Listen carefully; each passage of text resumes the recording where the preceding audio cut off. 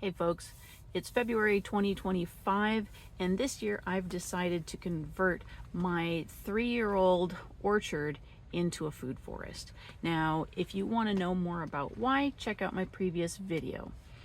So far in the process of doing this, I have moved some mulch in, I have transplanted a few plants from other places in the yard, and in doing so, I've made a few observations, and observation is an important piece of permaculture. Those effects include, number one, the effects that the mulch is already having. Two, there was a really interesting pairing of two plants I really didn't expect to get along. Third, there's some things going on in the bark of some of my fruit trees.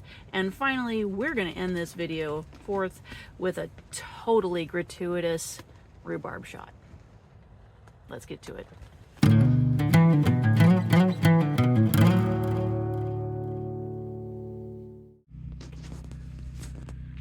So take a look at these.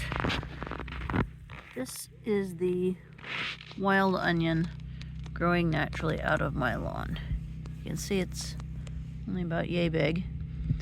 Now let's turn just a few feet over to where I laid down mulch. These are the wild onions coming out of the mulch. You can see they're a darker green, they're healthier, they're taller, and that's from putting down mulch just a little over a month ago. And that's the difference between the little wild ones growing out of the grass and these lovely large ones coming out of the mulch. In January and February, I have been moving plants such as irises and rhubarb from different parts of my yard over into the food forest. And my purpose in doing so is to make sure that I can cover as much ground as possible.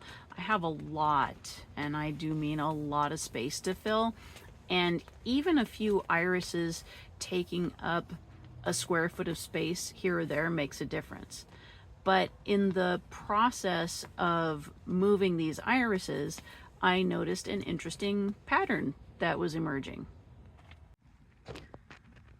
Now I'm moving irises from one spot to another, and you can see right in here there's some little native wild strawberries, and this is making me wonder if irises and strawberries like to be planted together. Then maybe this is something I should do on purpose. You can see here the same little pairing going on with this iris that was also pulled up to rehome. Again, we've got our nice little native strawberries there pairing up with irises. So this is not just a one-time occurrence. It seems to be a thing that these two are friends. While walking through my orchard, of course, I'm checking the bark at this time of year because it's winter and there's no leaves to get in the way. And I saw at least one area of concern with one of my cherry trees. Also just a point of interest with one of my pears. And I'm really happy to report that 5 of my first year apple trees that I grafted in a class appear to be successful and coming through, and I will show you one of those. Coming over here to one of my little cherry trees. This cherry tree here is a Napoleon cherry. It's supposed to produce yellow cherries with a red blush. I got it from Trees of Antiquity. And one of the things you'll notice here is I've got a little spot where the bark is peeling off. Now, I'm not sure what has caused that. Last year we had a really rough season where basically it rained all of May and didn't all of June. And a lot of tomatoes, for example, busted on the vine. So I'm kind of wondering if maybe that is a result of the extreme weather we had. But for now, I'm just going to keep an eye on it and see how it does. The rest of the tree looks super happy and healthy. So until I have a reason to worry about it, I'm not going to worry about it. Just behind the Napoleon cherry, I have this lovely little Bartlett pear here. And this, even though I haven't gotten fruit off of it yet, is one of my favorite trees. And let me show you why. Because this is super cool. You can actually see the years of growth. So you can see here in the first year how the bark is sort of a mottled gray. Well, right up here, it suddenly changes to this golden brown right at this point. That is the second year of growth.